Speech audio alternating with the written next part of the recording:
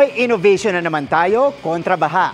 Dahil imbis na magpadala ng tao para inspeksyonin ang mga bara at sira sa mga daluyan ng tubig, automated na yan gamit ang isang drainage crawler na ginamitan pa ng AI. Tara, let's change the game!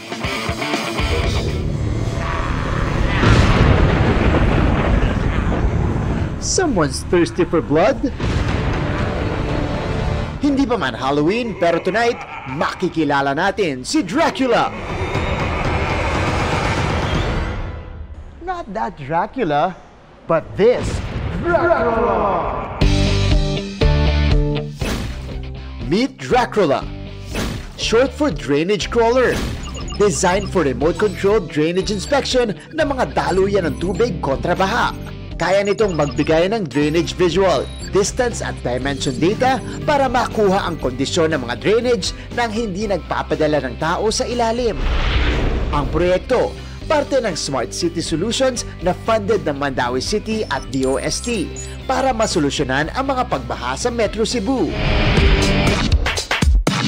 We met with the brains behind the project dito sa Cebu City, led by Dr. Rachel M. Chong ng Cebu Institute of Technology University. Ano ba yung mga existing methods natin para i-inspect yung drainage? Based on our interview sa DPWH, manual lang talaga siya. Tapos may inspection, minsan may hazardous gases sa ilalim. Dangerous siya sa tao na pupunta. Minsan may mga garbage. Kaya naman para sa mas ligtas at efficient na drainage inspection, nabuo si Dracula. Meron itong camera para makakuha ng mga imahe sa loob ng drainage.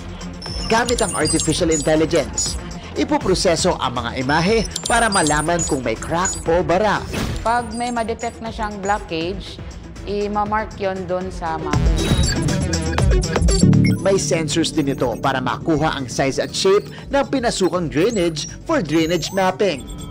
Konektado sa wired cable at kayang lumayo hanggang 100 meters habang natatrack ng GPS. Mga kapuso, nandito na tayo sa simulation ng drainage. Ang ginagawa po natin, mag-take tayo ng konting pictures para makita natin yung situation sa loob ng drainage. Nag-activate yung sensors ni Dracula to check out the situation para makita kung meron bang crack, yung drainage, gaano kalaki, di ba?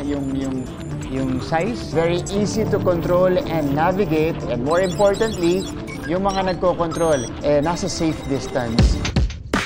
Pero paalala ni Dr. Rachel, mainam gawin ang inspections at maintenance bago ang tag-ulan para iwas problema.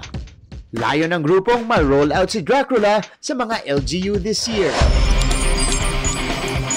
There you have it mga kapuso, another useful innovation that makes disaster prevention safer and more efficient. Para sa GMA Integrated News, ako si Martin Javier. Changing the game!